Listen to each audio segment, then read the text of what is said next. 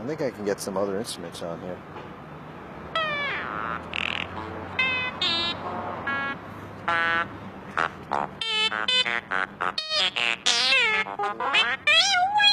Obviously, I've mastered this. Usually when you're playing, the left hand hurts. Now it's the thumb that hurts. Help me. I'm very excited. First day. Getting ready to illustrate all these guitars. Back here at the famous 10888. 88888. At Hoshino, Southern California. I know all those bodies are waiting for me. Right inside. How you doing? Good. Hi. How's it going? Hello. Morning. I'm ready. We are so excited about the We're project. I'm all warmed up, ready to go. All right. Cool. Let's go inside. Let's see what they look like. All right. This is part 2 of the JS-ART series. First one was to celebrate 25 years.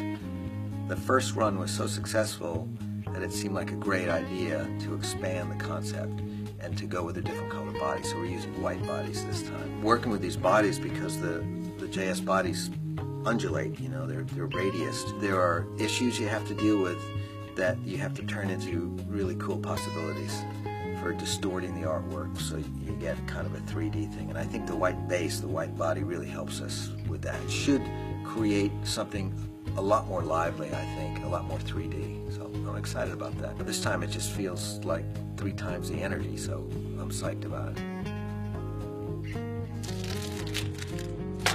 Sorry to mess that up.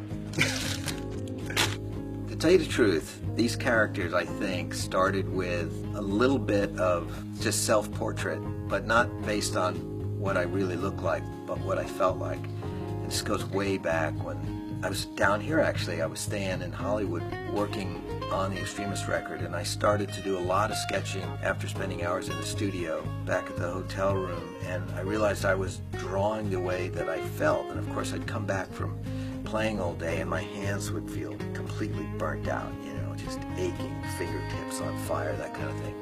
And so I started to draw these figures that represented how I felt sometimes just walking in the hotel room after a long day in the studio. And gradually they took on this sort of the grimace and the funny look, the staring out, the, you know, part bewildered, part horrified, in pain, shocked, confused look. I think I'm going to try a little variation of moving these guys around a bit. It is a bit weird, you know. I think that when you spend 8 hours hunched over guitar bodies, smelling pens all day long, when you step outside, you realize, oh my God, I've been in this black room for 8 hours. I've reached that point. Hey, have you been outside yet? Oh yes, finished all the sketches, getting ready to color. I feel like I've completed a big step in Walgreens. I forget what it was, but I like the eyes. That's me.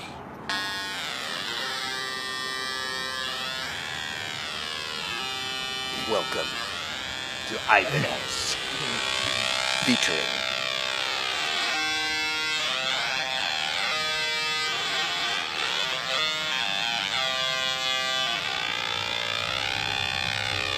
ART Designs. I think I got about 30 eyeballs to do, and then celebration time. Fitting, I think, that you end on eyeballs. When I'm on stage and I'm wearing black jeans and a black t-shirt, and I put on one of these guitars that has all this crazy green and primary red and blue and outline and silver, that winds up being the focal point. That's screaming the color. That's sort of like my color message. So I feel much better not being the one wearing the color, so to speak, but rather have the guitar represent it. When I pick up the guitar, I want it to be outrageous because I want it to inspire me. All right, that's it. I'm done. Thank you. Play the Rocky theme now.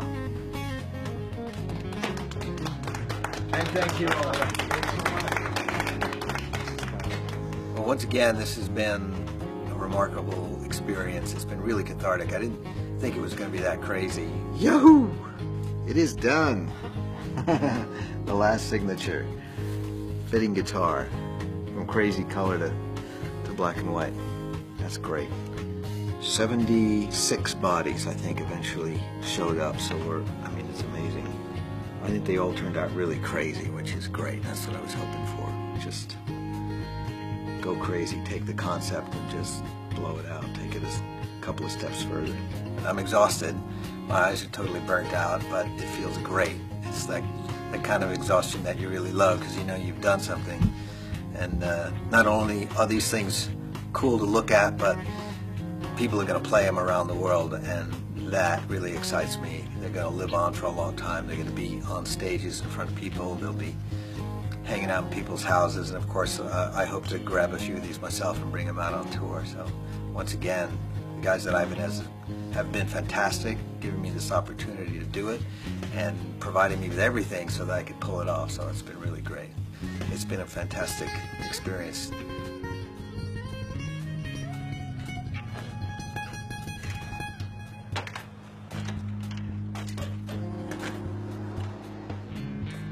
Thank you, Mike. Thank you, Joe. Are we doing audio or we're just shaking hands?